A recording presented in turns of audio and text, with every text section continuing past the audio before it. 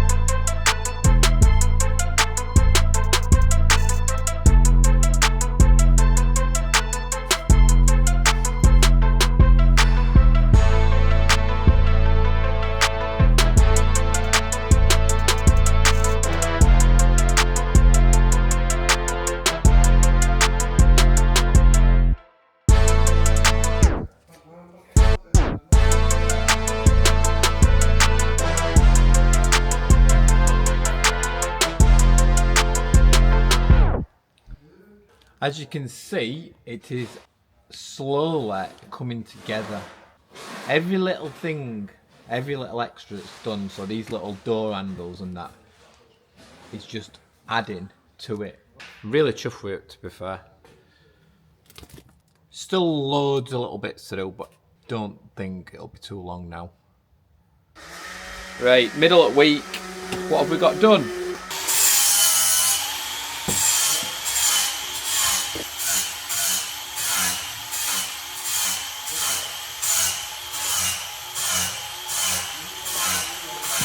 As you can see, the plumbing, right, I've done the plumbing for the cold and hot water now.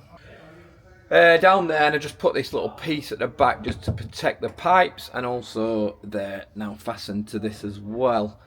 So this is the hot water tank, what runs off 240. And then if we go in the cupboard, we have got now, so we have a socket right up behind the drawer for the induction hob. Let me pop this drawer up. Got a socket there, and then we've got a fused spur on here, which is the end link, and that is going to be for the switch for the hot water. So we've just popped this drawer out, and the water pipes are coming down here.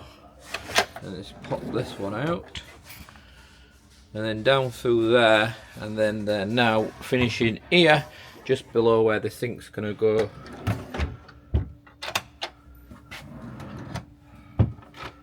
So purposely, as I've not done the worktop up until now, just so I can access everything, do the pipe work, and do the wiring up a lot easier, without having to crawl under the cupboards. I can do it from the top, but it is actually worktop time now. I'm going to get that cut and the sink cut out and the hob cut out, and hopefully get all that done this morning. This afternoon I will be working on the Peugeot Partner that Ben's working on, finishing off doing like a little cabinet in the back for storage. But first Ben's doing the electrics on that.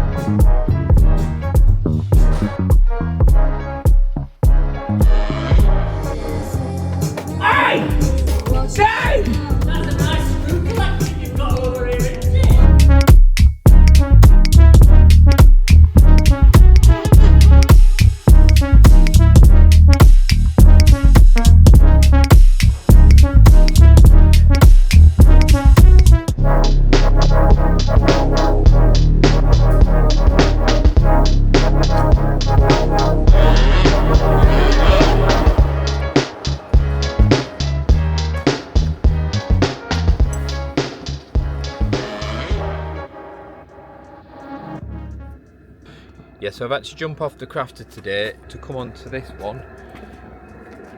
Little Peugeot Partner. The lady came into us and she wanted a diesel heater fitted, and we then said, "Are you going to run your diesel heater? You've got a battery or anything?" So she then wanted a little basic electrical setup. So what we've done for her, we've recommended to go lithium and put in a 30 amp Orion. So we've done this baseboard with the electrics on. So we've got the lithium, 30 amp Orion fused over there, and like I said, this is going to be a basic setup. So diesel heater is underneath this wooden surrounding. The reason we've made this is she also said, "Would you be able to build me a wardrobe as such?" So we're like, yeah. Although we're absolutely mega busy, thought nice little job, a little bit of a challenge, building this little wardrobe unit into this corner, scribed in. And as you can see, the back corner already, we've done the back corner. And like I said, the base has been done, so now I just need to do this end piece here. And when I've done that, I can make the front and then shelving inside with a little open, well, an open bit down the back and a couple of doors on the front. So the way I scribe into odd angles like this, which is quite unusual, we've got a top bit up there as well, is I use the foil bubble. We get a straight edge down the bottom on that straight edge, and then I tape it up. It's going to be hard to do with one hand, but basically take the tension like that, and then I use a tool just to press that in. You can use your finger into the corner, and then I use the marker pen and run up there. Now that is the actual cut that we need to do for the scribe.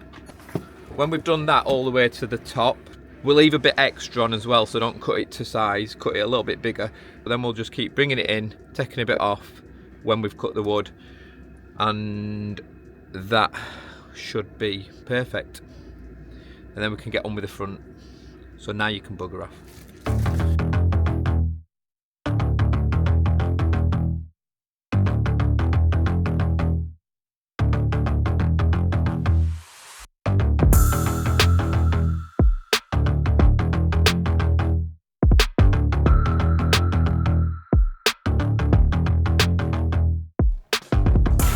I've had a bit of a pain in the ass with scribing this mofo. The back panel is now scribed there. And then the front one took quite a lot of scribing really. So this is the front one in now. This one overlaps to the outside, I don't know if you can see from where the line is. So I've had to put a bit of a back piece on there. I don't know if you can make that out really. And then the front, so this is the inside of it now. I've just made the front. Again, I've spent ages scribing this because the roof comes, it kind of drops down gradually down here, and then it slopes down this way and then across, but then it goes up a bit. Absolute pain in the arse to scribe, but we've literally just finished, put it in, and then drawn on where we're going to put the doors. We're going to have a like saloon door bit on this front bit, so the door doesn't come too far into the seating area. So you've got two options open either. And then the back bit, we're going to do a sloped open storage bit for bedding and quilts and stuff like that, which will go all the way down to the bottom of this unit. This front one with the double doors on, this one's going to have an arch inside that you can lift out to access the electrical cupboard in the bottom. And then, like I said, it's going to have double doors, so we're probably going to put a shelf in that. But the race is on because the lady, we've already run over on this job, like, quite a lot. I didn't expect to be this long.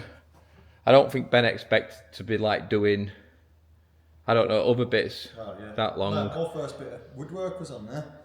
Yeah, it were actually. That's one thing I quite liked, that Ben got to do a bit of joinery. And he built the base for, what's that alarm for? Get home. Yeah, he's done all the base for the electrics. but it's his first attempt at doing any woodwork. So it was nice just to let him actually have a go at it. But I'm probably going to come in a little bit early in the morning because I'm a bit worried about this not being done for the lady who needs a vehicle to get to work tomorrow evening. We'll smash it. You reckon? Yeah. Well, Ben says we'll smash it, so we'll smash it. We'll smash it. And if we don't smash it, we'll be crying on camera, won't we? We will. We're good at crying, aren't we, Ben? Yeah. We'll kick and scream. We get to have a cuddle afterwards. Do we? By who? Each other. Oh, really? Yeah, if we're covering, we get to Don't tell people. Right, we need to lock up. It's gone 7. Oh, bright and early in the morning.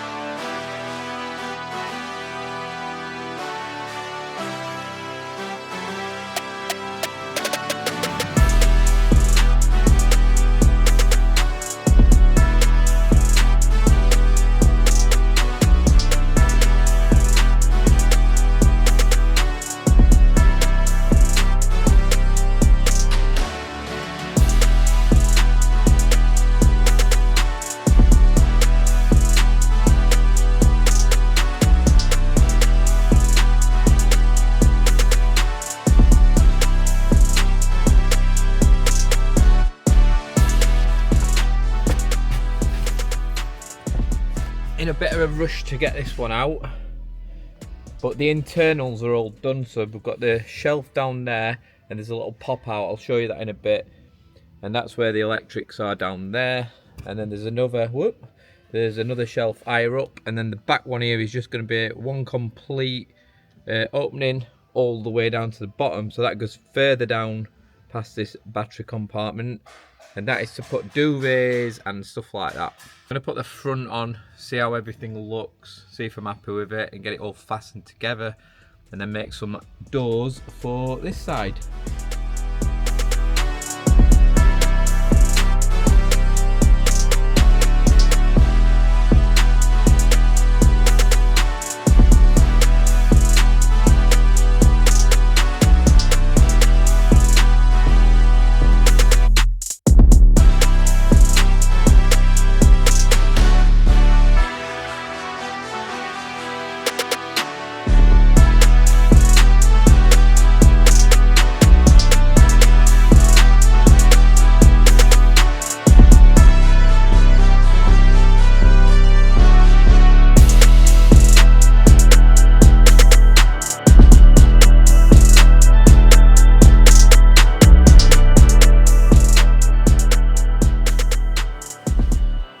I'm absolutely fooled today.